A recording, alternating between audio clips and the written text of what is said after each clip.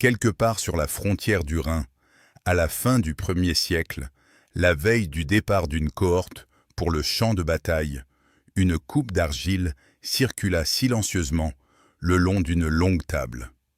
Le vin qu'elle contenait était aigre et dilué, trouble par le latex du pavot à opium, amer par la racine de mandragore broyée, et sombre d'une trace résineuse de chanvre. Les manuels scolaires vous diront que le légionnaire romain combattait grâce à la discipline et à ce vin aigre, soumis au règlement militaire, et qu'il avait prêté serment au centurion et à l'étendard. Pendant 2000 ans, ce fut la réponse. Un soldat, une coupe, une vie de fer vécue au bord du précipice.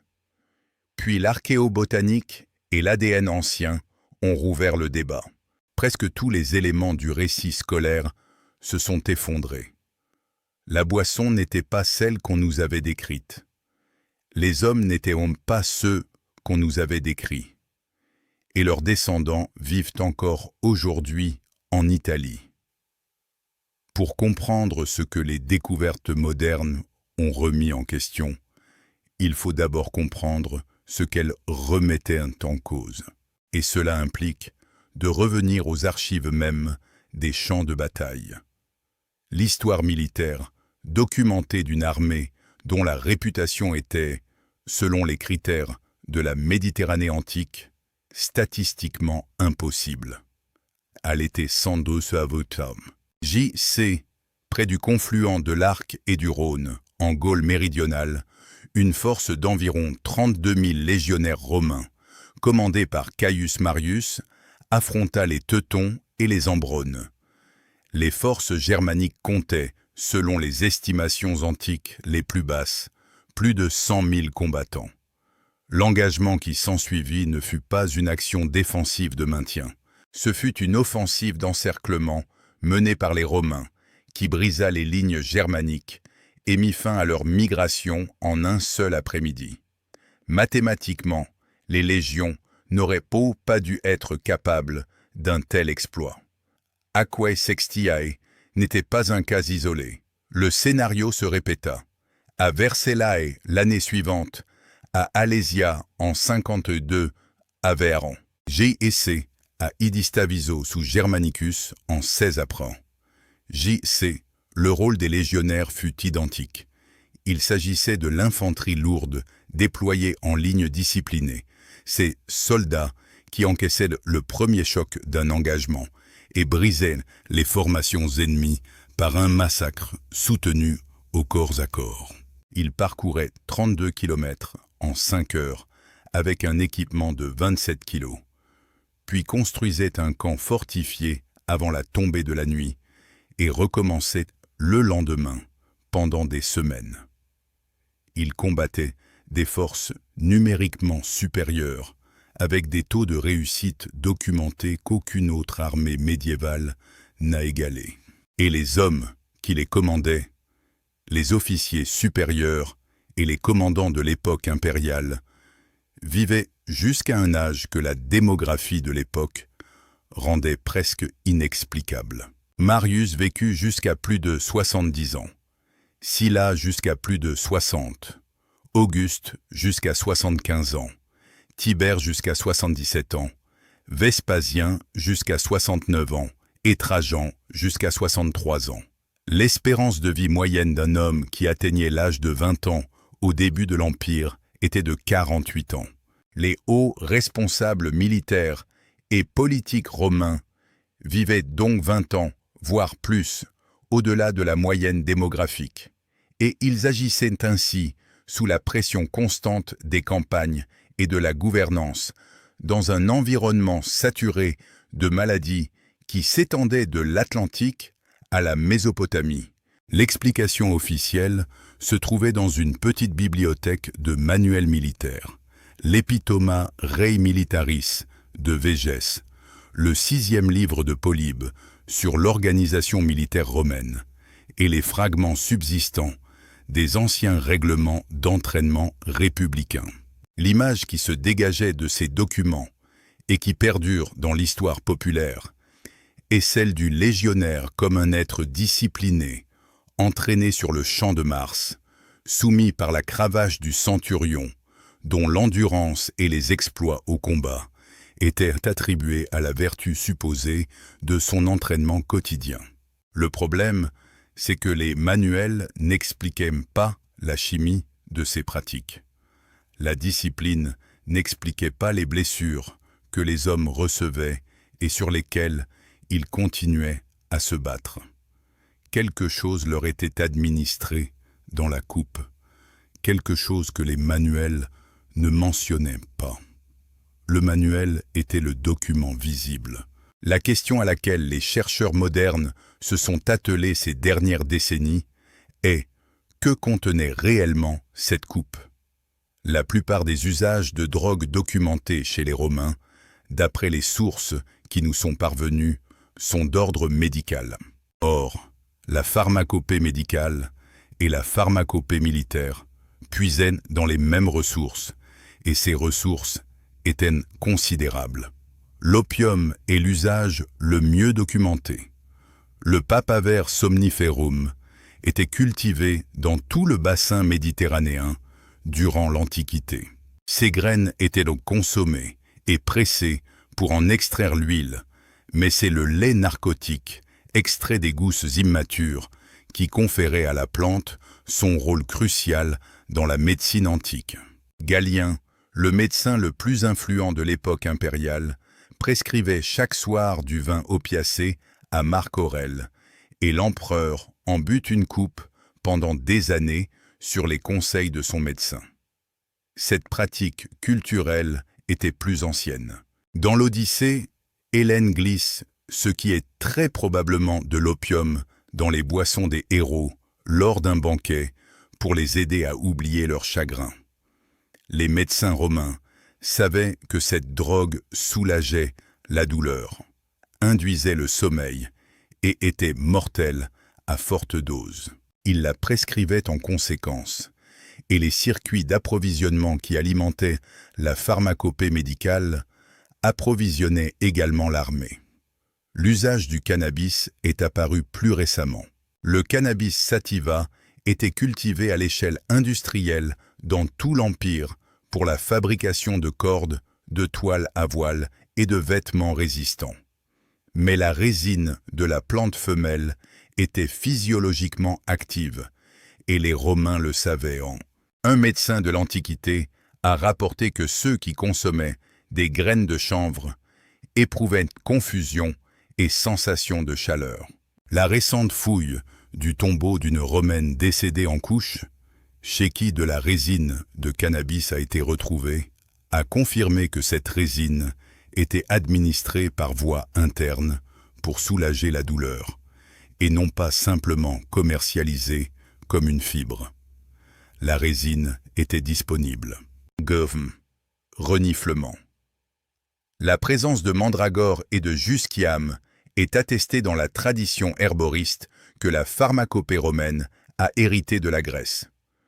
Pline l'Ancien a répertorié la mandragore et la jusquiame ainsi que leurs effets. Dioscoride, le médecin militaire dont le De Materia Medica est devenu l'ouvrage de référence de la médecine méditerranéenne pendant les 15 siècles suivants, a consigné la posologie et le mode de préparation. Ces deux plantes produisaient une dissociation et une analgésie grâce à leurs alcaloïdes tropaniques. Elles étaient toutes deux couramment ajoutées au vin. La base de vin était institutionnelle, non pas les grands crus servis à la table sénatoriale, mais la posca, la ration de vin aigre du soldat, vinaigré et allongé d'eau, distribué quotidiennement dans la colonne en marche. Ce liquide de base était standardisé, universel et fourni par l'armée. La transmission de cette pharmacopée aux légionnaires est documentée. La médecine romaine a intégré des sources grecques, égyptiennes et perses au fil des siècles d'expansion méditerranéenne. L'armée a hérité d'une réserve de médicaments déjà riche de plusieurs siècles lorsque les légions ont entamé leur campagne. Cette reconstitution a ses limites, qu'il convient de préciser. Aucun manuel de campagne romain ne mentionne la formule. La recette réside dans l'interprétation, non dans le texte. Mais cette interprétation est solidement étayée.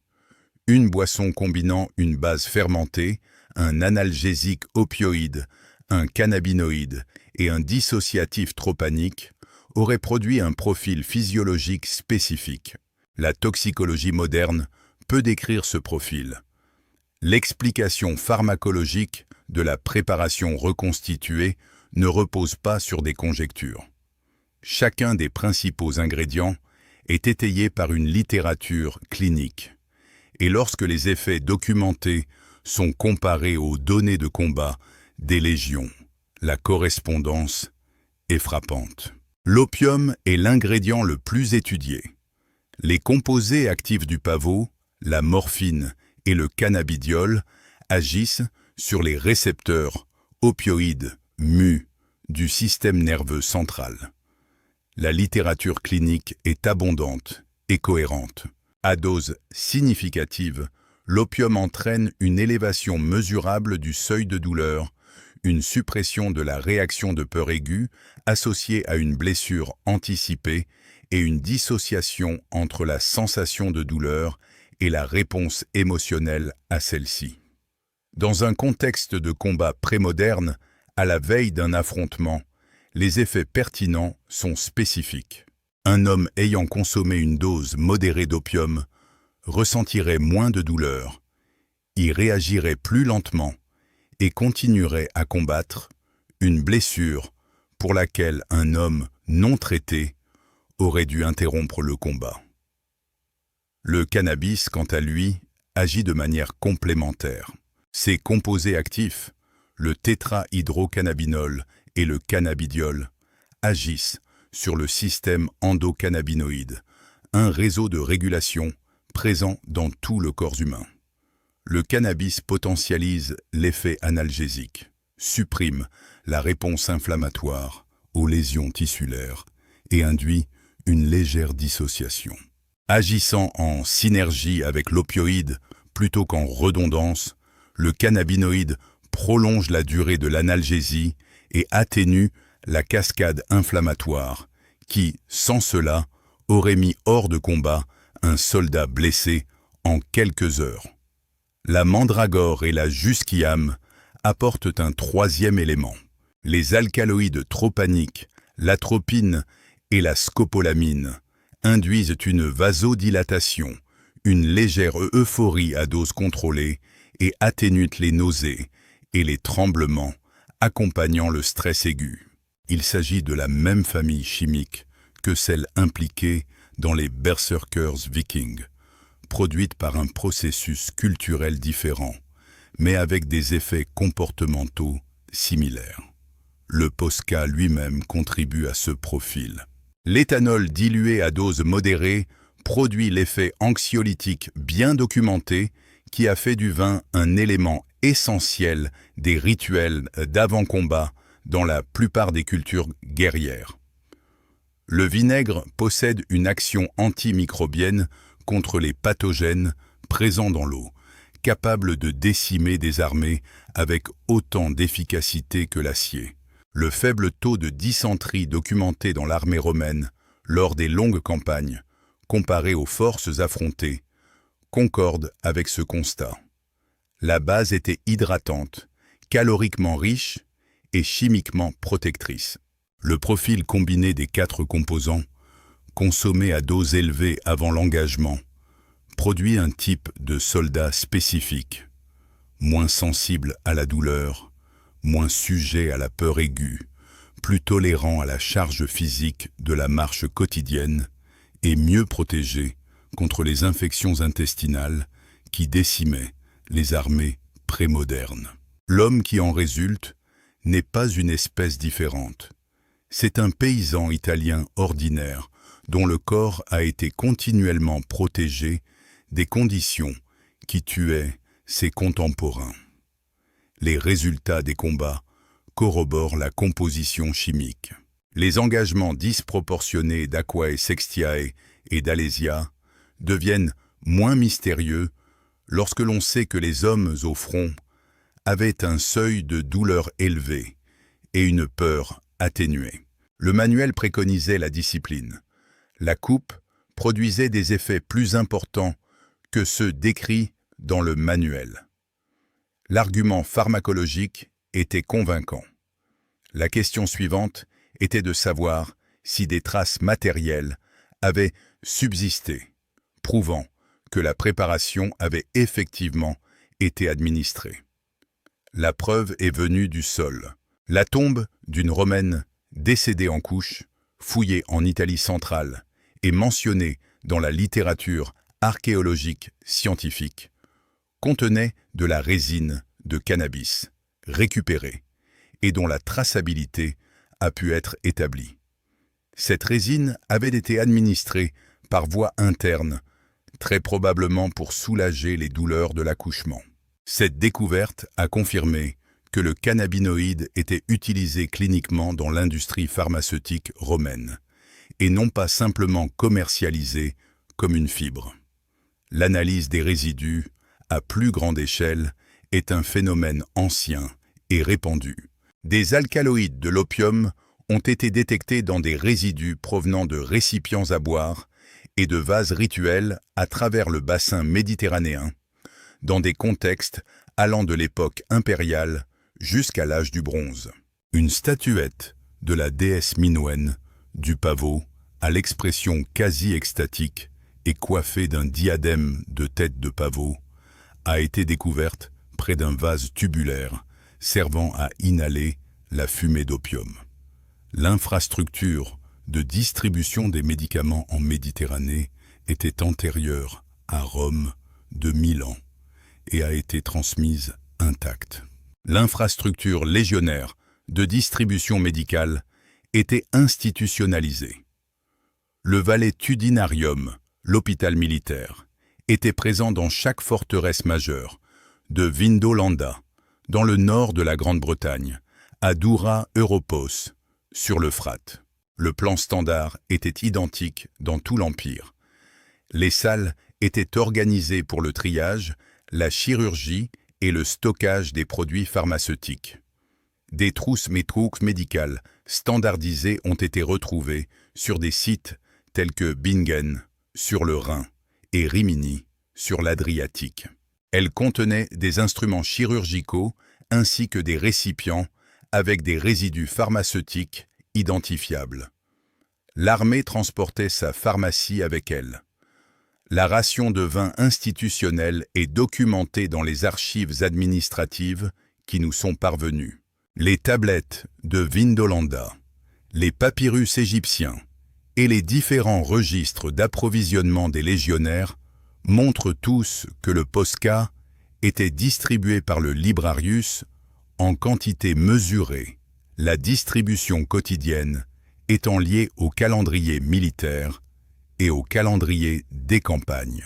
L'infrastructure permettant d'ajouter des préparations à base de plantes à une ration de vin standardisée au niveau des forteresses légionnaires était administrative et non improvisée. L'empreinte viticole constitue le témoignage matériel le plus important. Le rôle documenté de l'armée romaine dans l'expansion de la viticulture en Gaule, en Ibérie, en Rhénanie et dans les provinces danubiennes a profondément transformé l'économie viticole européenne. Le vin est devenu une denrée logistique à l'échelle impériale, car l'armée en avait besoin. Le même modèle institutionnel que celui révélé par les Templiers dans le sud de la France était à l'œuvre 6 siècles plus tôt, à l'échelle continentale, au-delà des frontières romaines. La distinction entre les deux types de récipients dans les pratiques rituelles romaines est attestée par les vestiges archéologiques et textuels. La coupe ordinaire et la potera, vase à libation rituelle réservé aux occasions religieuses prescrites. Le sacramentum, le serment militaire, était prêté après une libation qui n'était pas une consommation anodine. La vie légionnaire portait la marque architecturale d'une administration rigoureusement contrôlée. La boisson était préparée par l'institution. La coupe était fournie par l'institution. Le vin était distribué au camp et sur le champ de bataille, et non à la discrétion du soldat. La Légion fonctionnait comme une chaîne de production. Pendant la majeure partie de l'époque moderne, la Légion romaine a été considérée, dans les écrits populaires et savants, comme une catégorie distincte des populations dominées par l'Empire. Les cives Romani constituaient une catégorie héréditaire. Les familles sénatoriales et équestres portaient des titres remontant à des lignées latines et étrusques spécifiques. Le mythe de la romanité fondée sur la lignée, qui a perduré de Tite Live à l'humanisme de la Renaissance jusqu'au nationalisme des 19e et 20e siècles, considérait le légionnaire comme ethniquement italien, biologiquement issu de la lignée latine qui avait fondé la ville sur le Tibre. Cette théorie, comme la plupart des affirmations prégénétiques concernant les populations historiques, s'est construite en l'absence des preuves nécessaires à sa vérification. Et comme la plupart de ces théories, elle n'a pas résisté à l'arrivée des preuves. Les travaux sur l'ADN ancien des sépultures de l'époque romaine, notamment les études majeures publiées dans Science et les analyses ultérieures des cimetières méditerranéens menées entre la fin des années 2010 et le début des années 2020, ont révélé une réalité différente. S'appuyant sur le séquençage de centaines d'individus provenant de cimetières de Rome et de ses environs, ainsi que de toute la péninsule italienne, l'étude génétique de l'époque romaine montre un brassage génétique massif durant les siècles impériaux.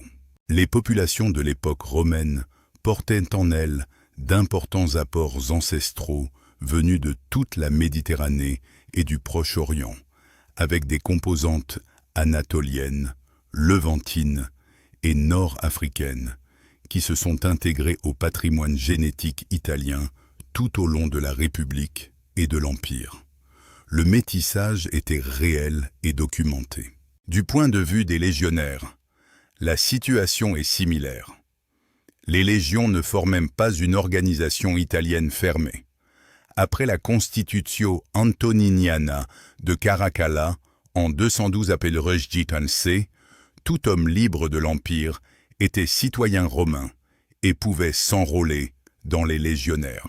Cependant, le recrutement de facto de provinciaux était une pratique continue depuis des siècles.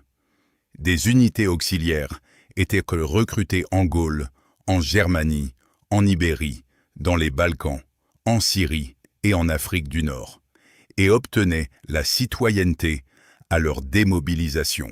L'analyse squelettique des cimetières de légionnaires de Vindolanda, Mayence, Carnuntum et Dura Europos révèle des répartitions génétiques correspondant à celles des populations provinciales dont les hommes étaient issus.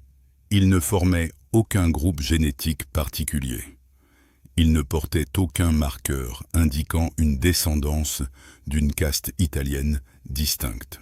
Ils s'inscrivaient parfaitement dans les répartitions génétiques des régions qui les avaient fournies. La conclusion était sans équivoque, le légionnaire n'était pas une exception génétique. Il n'était pas issu d'une lignée héréditaire distincte, perpétuée à travers les siècles impériaux. C'était un provincial, issu des populations cultivant la plaine du Pô, la Meseta ibérique ou les cités gauloises. Ce qui le distinguait de ses voisins n'était pas son sang, mais l'institution qu'il avait intégrée. Les aptitudes au combat, telles qu'on les connaît aujourd'hui, ne résidaient pas dans ses gènes. Elles étaient ancrées dans le système qu'il avait recruté, formé, entraîné aux formations de l'infanterie lourde et déployé sur ordre à travers tout un théâtre d'opérations continentales. Le légionnaire, dans cette perspective, n'était pas un guerrier de sang. Il était un produit, La transformation résidait dans l'institution, non dans la lignée. C'est la même conclusion que celle tirée des analyses d'ADN anciens effectuées sur les berserkers nordiques et les sépultures templières. Le guerrier était un produit, non une créature. La transformation résidait dans l'institution, non dans la lignée. Avec la disparition de l'institution, la chaîne de production s'est arrêtée. Mais les hommes, eux, n'ont pas disparu. Leur patrimoine génétique est resté intact. Les corps que l'Empire avait recrutés dans les vallées italiennes et provinciales et utilisés pendant des siècles de guerre continentale étaient ceux d'hommes locaux. Lorsque l'Empire s'est retiré, les survivants sont retournés dans ces vallées. Des études génétiques à grande échelle menées sur les populations italiennes actuelles, s'appuyant sur les biobanques régionales et les nombreux projets de séquençage de l'ascendance qui ont permis de séquencer des dizaines de milliers de génomes italiens modernes, ont établi une continuité directe entre les populations de la péninsule à l'époque impériale et les populations actuelles de ces mêmes régions. La distance génétique entre un habitant du Latium à l'époque impériale et un habitant du Latium au XXIe siècle est, dans la plupart des cas, statistiquement négligeable. Les haplogroupes du chromosome Y, documentés dans les sépultures romaines de toute la péninsule, sont présents à des fréquences élevées chez les hommes italiens modernes. Des lignées spécifiques, retracées grâce à l'ADN ancien, ont été rattachées à des descendants vivants dans les mêmes régions où les légions étaient stationnées et recrutées. Le contexte est important et mérite d'être précisé. La persistance d'une ascendance romaine en Italie moderne ne signifie pas qu'il existe un gène romain, ni que les Italiens modernes possèdent un trait martial héréditaire, ni que les descendants des légionnaires soient biologiquement différents du reste de la population. Le légionnaire, à l'instar du templier et du berserker, était un produit d'une institution. Cette institution exigeait la légion, le sacramentum, le valetudinarium, la colonne de marche, la ration de vin standardisée, la pharmacopée et l'infrastructure impériale reliant la Bretagne à la Mésopotamie. Aucun de ces éléments n'est inscrit dans l'ADN. Ce qui est inscrit dans l'ADN, c'est l'ascendance. Et l'ascendance est la trace des liens de parenté, non celle de la profession. Cette continuité est documentée et précise. Les légionnaires servaient pendant 25 ans et se retiraient dans des colonies à travers l'Empire. Nombre d'entre eux retournaient dans leur village d'origine. Beaucoup eurent des enfants avant, pendant et après leur service avec des femmes locales dans les régions de recrutement. Les colonies de vétérans d'Aquilée, de Mediolanum, d'Augusta Praetoria et disséminées à travers la péninsule italienne ont transmis leur patrimoine génétique aux populations qui allaient devenir les Italiens modernes. Le contraste avec la mémoire culturelle est saisissant. À Hollywood, dans l'imaginaire collectif, dans toute la reconstruction post-Renaissance de l'identité romaine, la Légion est perçue comme une entité disparue. L'Empire s'est effondré. Les légions ont été anéanties. La figure du légionnaire est devenue une relique archéologique. L'ADN, lui, raconte une autre histoire. Cette disparition n'a jamais eu lieu. Ce n'est pas une population qui a disparu, mais une pratique. Les vignes produisent encore. Les routes sont toujours empruntées. Les hommes qui cultivent les champs italiens d'aujourd'hui sont les descendants directs de ceux que l'Empire recrutait, utilisait et assimilait. L'institution a disparu. Les hommes, eux, sont toujours là. Retour à la tente de campagne. La coupe circulait en silence la veille du départ d'une cohorte pour le champ de bataille. Posca en Italie, Posca sur le Rhin, Posca sur l'Euphrate. Le lait de pavot trouble la surface du vin. Racines de mandragore écrasées, amères, au fond de la coupe. La trace résineuse du chanvre, plante cultivée en Méditerranée depuis 1000 ans avant même la marche des légions. Le manuel prônait la discipline. Ce manuel était le document visible. L'image, véhiculée par les manuels, du légionnaire sobre à l'entraînement et du centurion brandissant sa canne, était erronée. La boisson, elle, était bien réelle. Sa composition était précise. L'institution qu'il avait formée fut abolie progressivement entre le IIIe siècle et la chute de l'Empire d'Occident. Les hommes qui buvaient cette coupe mouraient, avaient là des enfants, et étaient assimilés par les populations italiennes et provinciales d'où provenaient les légions.